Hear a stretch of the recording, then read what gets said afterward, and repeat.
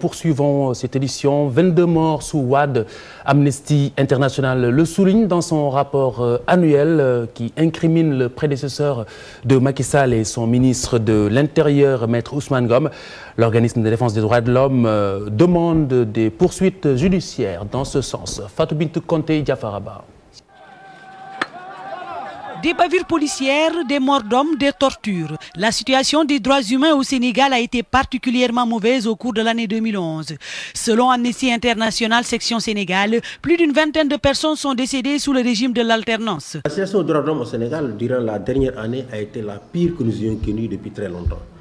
Parce que, comme vous le savez, entre juin et mars 2012, le pouvoir du président Abdoulaye Wade avait pris un certain nombre de mesures, y compris des arrêtés scélérats, pour interdire toute manifestation.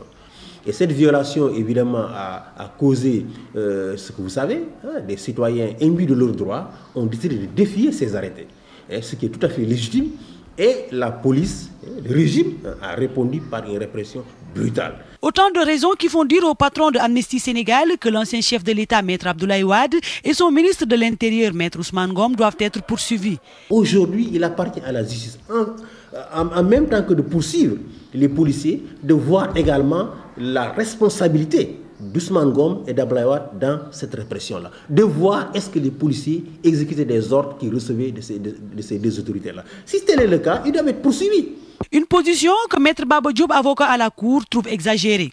Que la juridiction pénale veut que la personne ait personnellement commis des infractions en tant qu'auteur ou bien en tant que complice, il a aidé à commettre ces infractions-là.